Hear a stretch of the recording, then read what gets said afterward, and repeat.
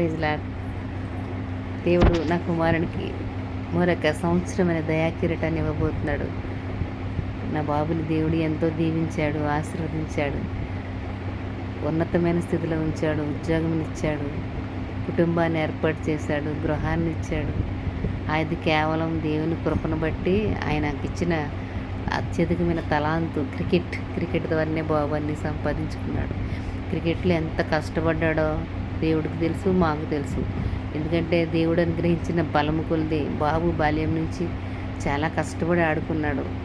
First నుంచి అండర్-14 నుంచి select అయిన దగ్గర నుంచి జిల్లాల నుంచి స్టేట్ వరకు, స్టేట్ నుంచి రంజీ టీంలోకి వెళ్ళే వరకు కూడా కుమారుని ఎంతో ప్రేమించి దేవుడు ఆశీర్వదించాడు, దీవించాడు.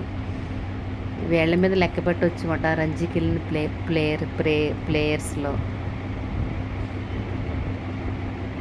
ఇంకా దేవా, ఎందుకైతే నా బిడ్డని క్రికెట్ ఇచ్చావు, ఆట ఇంకా ఉన్నతమైన స్థితిలో ఉంచమని అడుగుతున్నాను, నిరీక్షిస్తున్నాను, ఎదురు చూస్తున్నాను.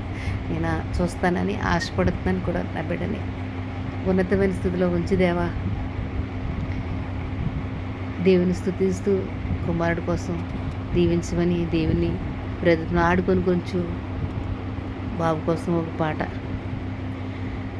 నన్ను ఎడబాయక పడిపోనీయక పొడిగించితివి జీవము,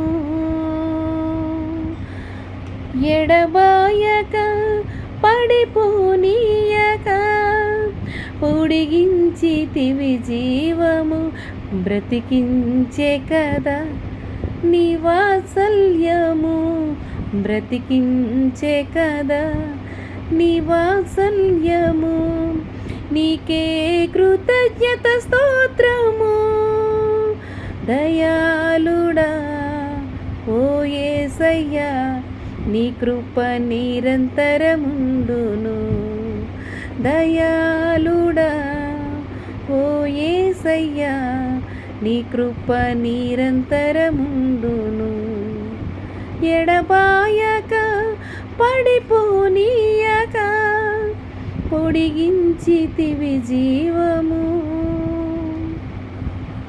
నీ మంచితనము చూపించుచు కాచితివి గతకాలము, నిలబెట్టగోరి శేషముగా నీవు, నిలబెట్టగోరి శేషముగా నీవు, రక్షించితివి ఆశ్చర్యముగను, ఆటంకములను దాటించుచు చేసితివి అనుకూలము, సమకూర్చి అన్ని క్షేమము కొరకును హెచ్చించితివి అనూహ్యముగను. దయాళుడా నా యేసయ్యా, నీ కృప నిరంతరముండును.